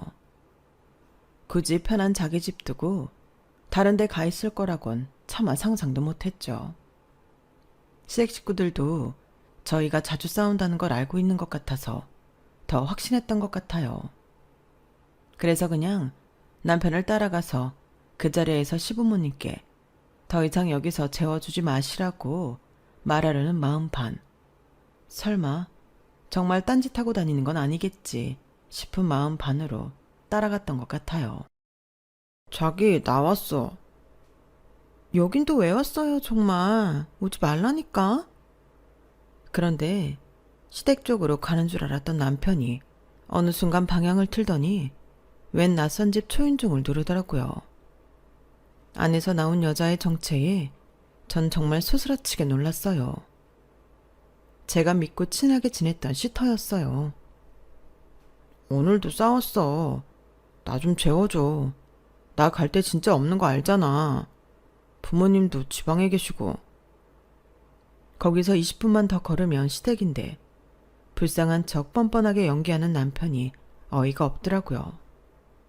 시터는 거절하려는 것 같긴 했지만 이미 몇 번이고 가출했던 전적이 있는 거나 대화 내용을 유추해 봤을 때 여기서 지낸 게 확실한 모양이더라고요. 저는 영상을 찍고 사진도 확실하게 남긴 뒤 현장을 덮쳤어요. 감정적으로 당장 덮칠 만도 했는데 이상하게 그 상황엔 마음이 차분해지더라고요. 둘이 아주 애틋해 죽네. 그냥 여기서 살지 그래. 어머, 지혜 어머님. 지혜 어머님 같은 소리 하네. 내가 진짜 믿었는데 어떻게 이럴 수가 있어요? 죄송해요 정말. 면목이 없어요. 저를 보자마자 시터는 무릎을 꿇고 빌더라고요. 그땐 정말 너무 화나서 눈에 뵈는 게 없었지만 나중에 자초지종을 듣고 보니 싫다는데 남편이 제멋대로 쳐들어와 하루를 보낸 뒤로는 종종 집착하듯 찾아왔다고 하더라고요. 시터가 저랑은 다르게 고용주라고 친절하고 나긋나긋하게 본인을 대하니 거기서 자존감을 채웠던 모양이었어요. 그 모습을 보니 가정을 지키고 싶었던 마지막 마음까지 산산조각이 나더라고요. 제가 왜 저딴 인간을 먹여 살려야 하는지도 모르겠고 당장 이혼하고 싶다는 생각뿐이었어요. 이제 나 당신 진짜 꼴 보기 싫으니까 짐 싸서 집에서 나가. 여보, 잠깐만 내 말 좀 들어봐. 응? 더 들을 것도 없었으니 전 그 길로 남편과 이혼했어요. 이혼 전까진 남편의 빈자리가 너무 클 것 같아 지레 겁을 먹었는데 막상 해보니 별것 아니더라고요. 차라리 혹을 떼는 것 같아서 후련했어요. 한참 뒤에 남편이 어렵사리 취직을 했다고 해서 그 회사 게시판에 제가 찍은 영상이나 올려버렸네요.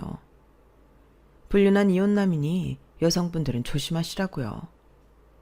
회사가 발칵 뒤집히고 전 시댁에서 연락도 왔지만 다 무시하고 이사가 버렸네요. 그 인간 달고 살았으면 본인한테 관심 안 준다고 징징대면서 다른 여자한테 찝적대는 꼴까지 아직까지 보고 살았을 생각을 하니 아무리 생각해도 이혼은 정말 잘한 것 같네요. 이 사안을 보신 여러분들은 웬만하면 그럴 일 없으셨으면 좋겠지만 혹시나 남편 없는 세상이 두려워 이혼을 고민하고 있다면 그럴 필요 전혀 없다는 말을 해드리고 싶어요. 사랑하는 딸을 보면 어떤 것도 두렵지가 않거든요. 엄마의 힘은 생각보다 더 대단하더라고요. 이렇게 털어놓고 나니 마음이 좀 홀가분합니다. 제 사연 들어주셔서 고맙습니다. 앞으로 새로 시작할 저의 인생도 응원해주세요. 건강하시고 행복하시고요. 여러분, 사연 댓글에 응원과 현명한 조언 부탁드려요. 좋아요와 구독은 저에게 큰 힘이 됩니다. 오늘도 좋은 일 가득하세요.